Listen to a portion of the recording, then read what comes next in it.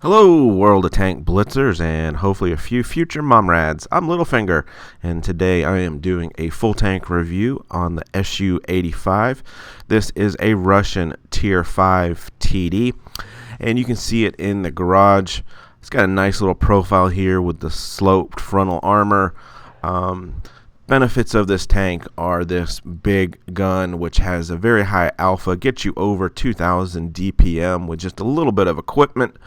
But also the gun handling is its downfall, as it does have the typical Russian dispersion issues. Mobility is pretty good, and I would say overall one of the better Tier 5 tank destroyers. So let's just take a look here at the tech tree.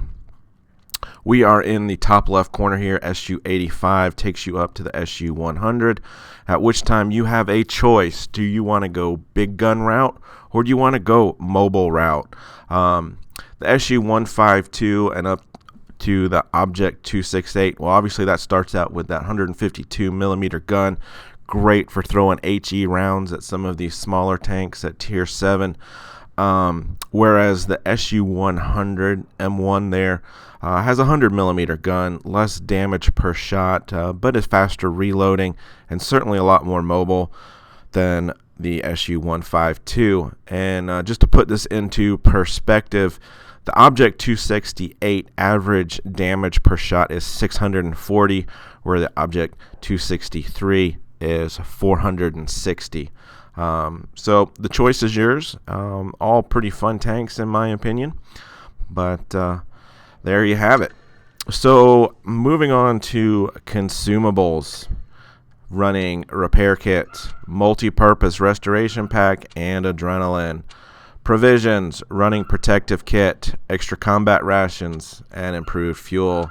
Ammunition, you can see here, not even a full loadout of ammo. You can run, I was only running about 8 APCRs. You can see we've got some good penetration numbers here. So really didn't need that APCR all too often. Only carrying a few rounds of HE, just those numbers are a little bit low.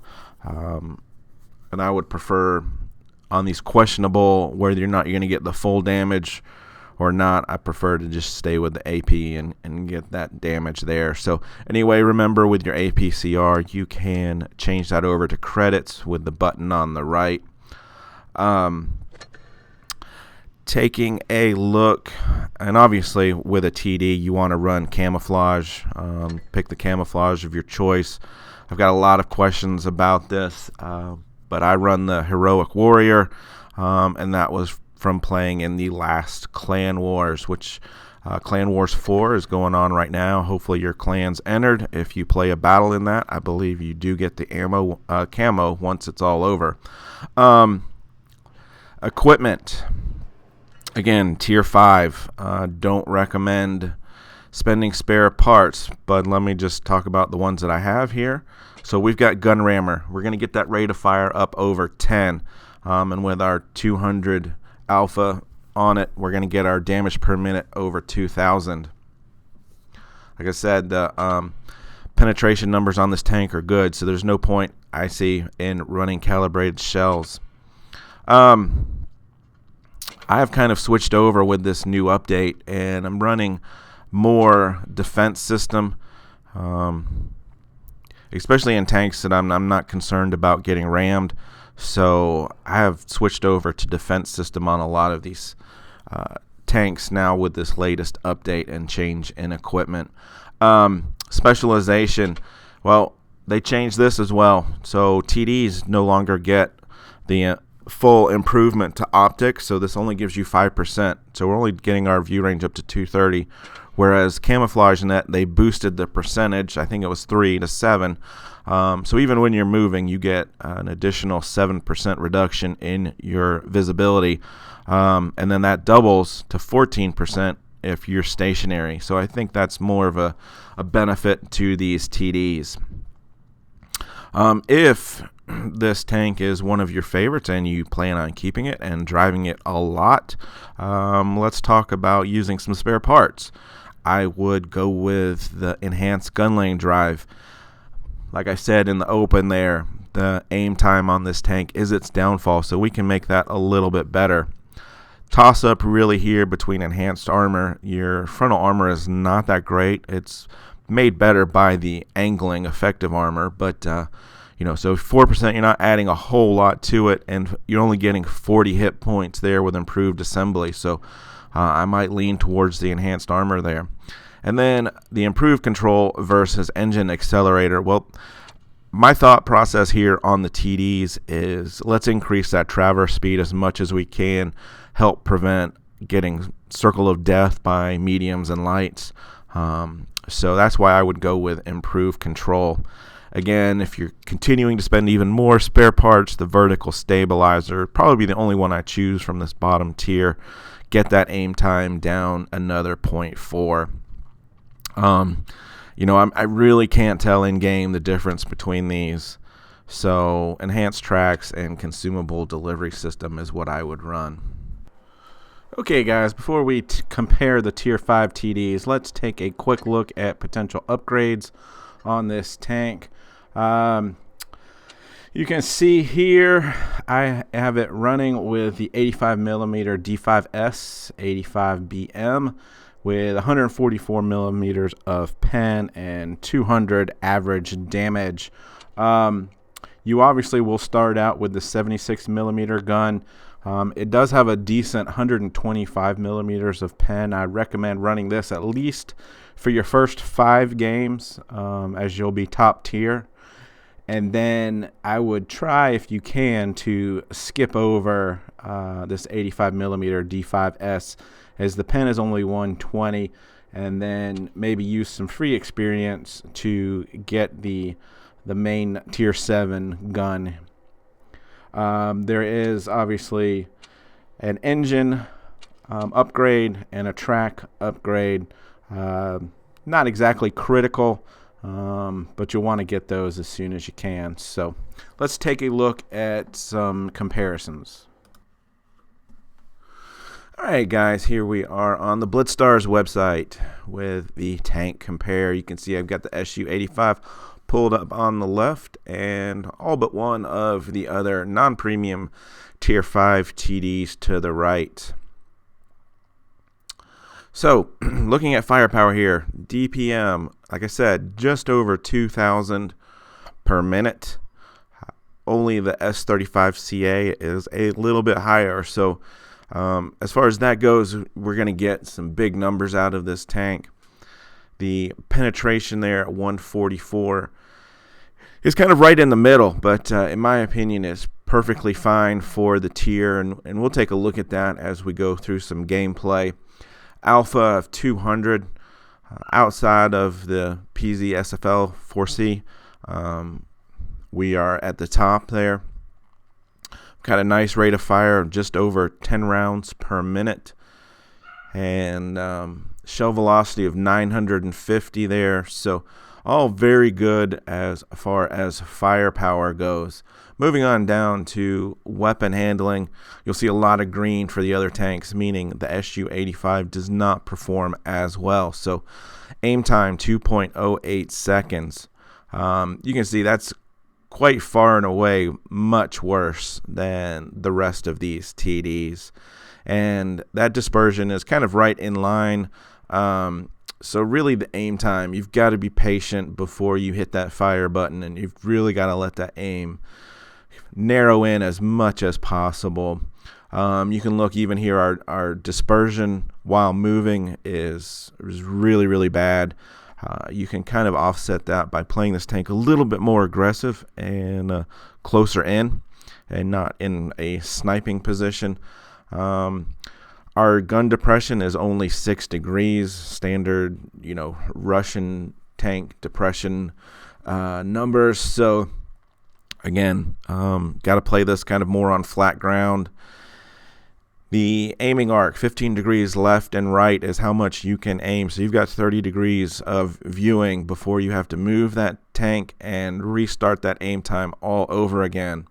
Another of the downsides. So weapon handling is the downfall, in my opinion, on this tank. If you look at movement and mobility, You can see 55 kilometers per hour. We're right in line with some of the other faster TDs. Our engine horsepower is 550, and our terrain resistance is not the best, but it gives us an effective horsepower per ton of 17.2. It's certainly workable. It climbs hills pretty well. Just looking down here at the miscellaneouses and extras, view range 222. We're kind of worse there. Didn't realize that, to be honest with you. And that's another reason that I like to play this tank more in line behind heavies as support than sniping role. HP hit points, we've got 650, so we're up there. Hull armor 45, like I said, it's not the greatest armor, but that front slope certainly helps with effective armor, and you will get quite a few bounces in this tank if you play it right. Just looking at some basic numbers here. Win rate over the last 90 days is 56%, kind of in line with the rest of the tanks there. Kind of surprised to see the damage number where it is. I expected it to be the highest. Damage per kill, about 1.7 per game. Kills per death, 1.85. Average spots, 0.6. Survival rate, 38%. So keep these numbers in mind and check your stats against them and see if you can't get them above or better than these as you continue to play this tank to perfection. So with that being said, we will jump into some gameplay. Alright guys, first game, Yamato Harbor. And as been standard practice lately with my reviews, I like to start out just showing how this tank handles as bottom tier. So we've got some heavies here. They have pushed right. So as I was saying in the intro there, I prefer to play this tank as a tank that supports the heavies. So we have pushed, half of our teams push right, and I know there's going to be some guys camping on this side. So we come around and we get the spot here on the KV2. I'm going to wait patiently here for that aim time. We are going to aim for the tracks. That way if he does decide to turn at us, he's only going to be turning the turret. We missed it the second time. We get 3 shots in and we're able to back away before he can aim at us, and then one of our heavies comes in and finishes him off while he's tracked. So getting some EXP for that as well. KV1S put a pretty good shot into our other heavy over there. So he's on a long reload. His reload is probably about twice as long as ours. So I was hoping he would step out there and give me another shot, but he did not. So we've got some more heavies coming here. Here comes the KV2. So we'll just stay right behind them and get another shot in. He's quickly taken out. The other KV1S now has shot, and we are aiming down low to that lower plate, the weakest spot. And this guy is in a world of hurt. Got to get that gun depression down, and we get the kill there. So we've been pretty effective at getting shots in as much as possible. There's 2 tanks to the right. There's one more, and he gets spotted to my left there. So we'll go take on the PZ4. And this is one of the downsides to this tank is that aim time. So while I'm waiting to aim at him, he goes ahead and hits me with a pretty big shot there. So instead of backing away and making my aim time more difficult, I want to be aggressive and get up in his face so that I don't have to wait on that full aim. So we get in there, we get kill number 2. We trade 3 shots to 1 on him. So we ended up doing 1,922 damage, which was good for level 1 mastery badge on it. And as you can see, even being bottom tier, as a TD, you can oftentimes be top damage. All right, here's the second game on Oasis Palms as bottom tier. No one makes a call as to direction. So I am just going to be a little bit patient here and wait to see which way these guys go. We got a couple that go into the ravine, and our heavies kind of push into town, which I am not a big fan of this. If you're going to push the heavy line, in my opinion, on this side, you go outside dunes. So I'm not sitting back here just to camp. I just want to wait to see where these guys are going to start popping up. They too have gone through town a good bit here, and looks like they have gone outside dunes as well. So I'm kind of in a conundrum. I can't really go outside dunes very well because I've got to expose myself, turn, and then shoot. But I feel that that's my best option at this point, is to go push that outside edge.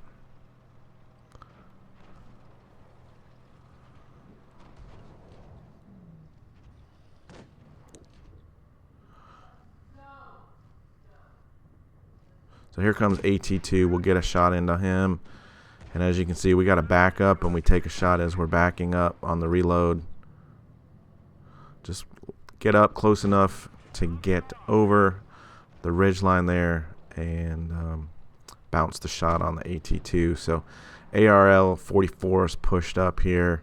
Let's go and get some support in, and he gets taken out. So readjust on the fly here. I'm thinking a weaker position is this KV-1S. So we'll go ahead and get in close so we don't have to wait on the aim time. Take our shot. And there is Churchill. Can see no problems penetrating Churchill. He's got some good armor. He gets taken out. So looks to me like we've left just the guys on the far dune side, which I guess was to be expected, and to be honest, why I left that area, because I thought it was going to be a losing proposition staying over there. So we are even at this point in time, and they've got that pesky AT-8. Thankfully get that shot to go in. He is going to continue to push, and now he's turning towards me. Missed that shot, but thankfully he hits the gun mantlet and bounces. Let's get another shot into his side, leaving him with only a few hit points. So we can use HE on the side of him if we aim up high and finish him off. 2 tanks left. Crusader, I don't know why he comes over the ridge like that, but that was his downfall. So Dicker Max, he can finish me off with 1 shot for sure.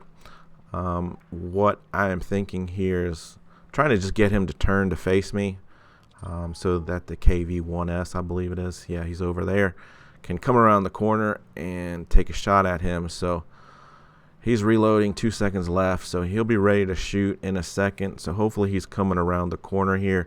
I just want to distract, and he's not quite here yet. I've taken off a little bit too soon. Let's back up.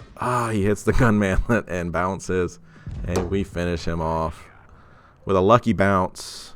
Kill number 3.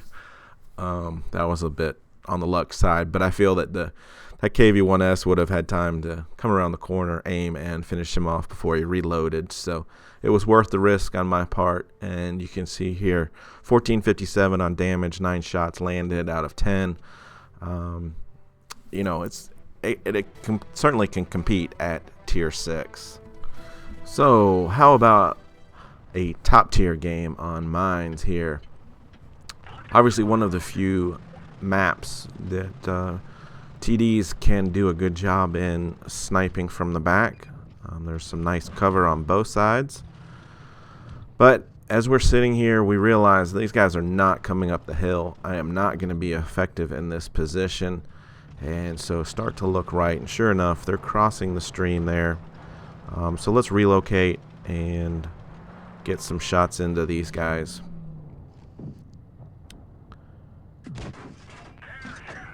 Now I realize T-28 does not have very good armor from the front. We could probably get that shot into him, and admittedly there's 315 damage on that Hetzer from the side.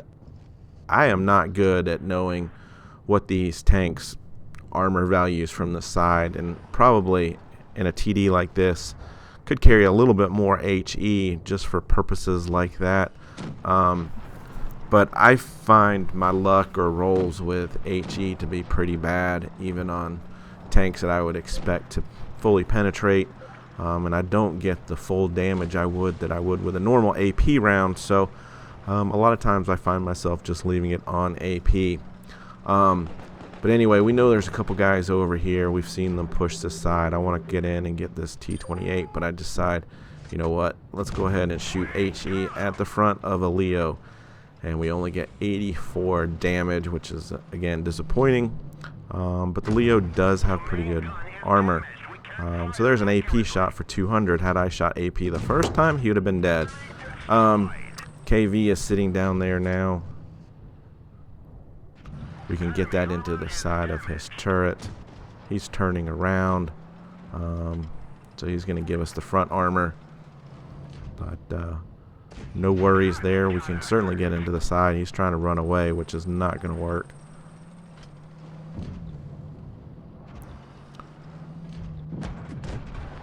Unfortunate bounce on that shot. He's got the big gun, 265 in damage there. But we can finish him off.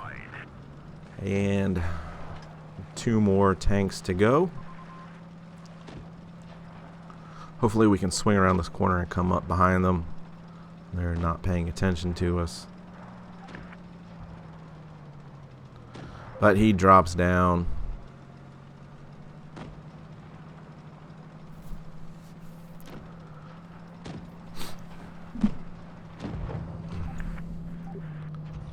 So there goes my help. The other guy is in the river down there, so he's certainly not helping. I'm taking shots from different sides here. And we get a track. And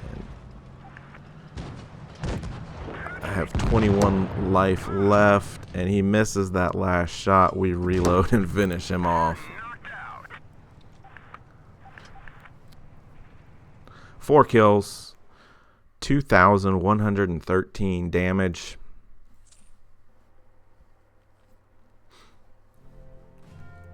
That was good for a mastery badge.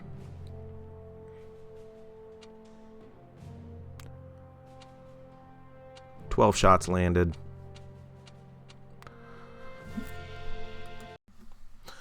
All right, here we are on Middleburg, top tier again. Want to make sure everyone goes hill. And hey,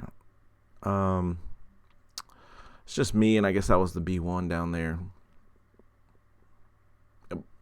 So we're going to push up to the hill as one team. Always good to see. Their Leo pushes up quite quickly, and I apologize, no sound on this one. Not sure what happened with the recording there. And we try to take a lucky shot on the move, which of course you can see that does not work too often in this tank from a distance. Not sure what Leo's thinking there. Thought we had that lined up pretty good, but missed that shot as well. And those are kind of some of the things you will notice a little bit with this tank. You're going to miss a few, and that's from that dispersion numbers and the aim time. But you'll get shots like that between a couple tanks to take out the Covenanter. We're going to push on around, and there are a lot of tanks pointed at us at this point in time. But no matter, we have no problem taking the Matilda. See if we can't get the DW. Sure enough. Here comes Matilda, gets one shot off. Don't really want to deal with him at this point in time. There's a unfortunate bounce on the AMX-40. We're in the thick of things at this point in time. Dropping it on the Leo. Matilda is a one shot, so we'll go ahead and clean him up. There's AMX. We can get that lower plate there. He bounces. So one thing I don't like about the AMX, not the greatest penetration numbers on it. And we can go through your top hatch, no problem. Leo left, and one other tank. Gun depression issues. Can we finish him? No. Bounce off the top of the Leo. That would have been kill number 5. SU-85 left. Not sure why he wasn't on the hill with the rest of his team. Get a shot in there, and we can probably finish him off with a nice little love tap for a kill number 5. So we were in the thick of things. It's kind of like I like to play this TD right there in the middle, so we don't have to worry about the aim time. We did just over 2,300 damage, 5 kills, mastery badge, and we did more damage than their entire team. Looks like we got a shot in on every single tank. Just an all-around pretty good game there. Last game I'm going to show here is on Copperfield as top tier. And wanted to save this game for last, just so you don't have false expectations with this gun. We've got a lot of heavies, so sure enough, want to kind of stay on the right side, stay on the hill here. Looks like the entire team is coming with us, which can be a little bit difficult if they've got some guys sniping on the other side. And this is the first time I'd really tried to use this little section here with a TD. It works great with a turreted tank, but you can see we got the first shot in and we missed the second shot there.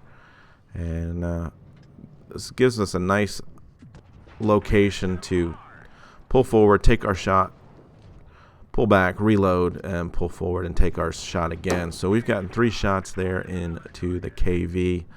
T1, he's not hardly even moving at this point in time. Here comes Angry Connor.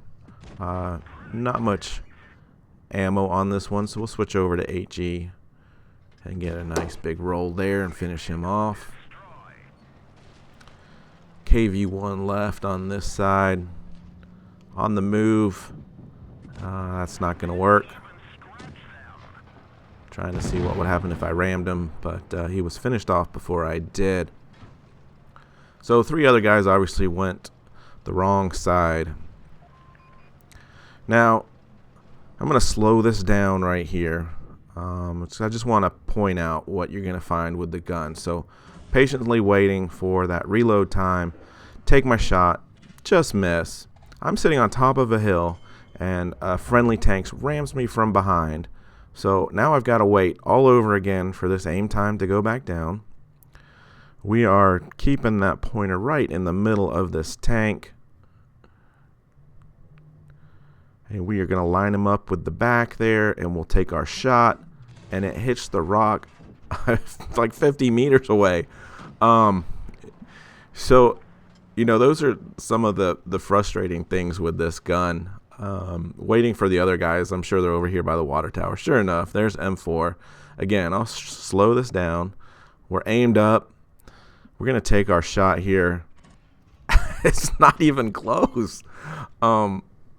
But you just kind of got to shake it off and take your next shot, and hopefully it'll do better. But it's one of those things with this Russian gun. The shots that you don't expect to go in usually do, and the ones that you've lined up perfectly, they just, who knows, they just miss. So anyway, don't have false expectations based on those first 3 games that this is the most amazing gun in the world.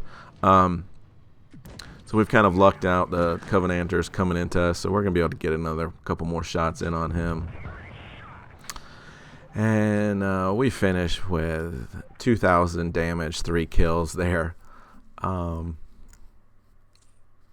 again, we missed 2 or 3 shots that I probably could have had. But anyway, so in summary with this tank, it does have some nice mobility. It's not the most mobile, but it's certainly not the worst. The gun is fantastic when it hits and frustrating when it misses. And as you saw, I did get several bounces in on there, the end of that one game. So it's got a little bit of trollish armor. And, because of the gun accuracy issues, that's why I say don't sit at the back of maps and try to snipe. because you're probably going to end up missing 50% of your shots from back there. So get in close, get behind your heavies, and just support them with some extra damage, and let them clean up after you, or vice versa. So fun tank, just don't get too frustrated with the gun. And as always, guys, get educated, not fingered. Littlefinger out.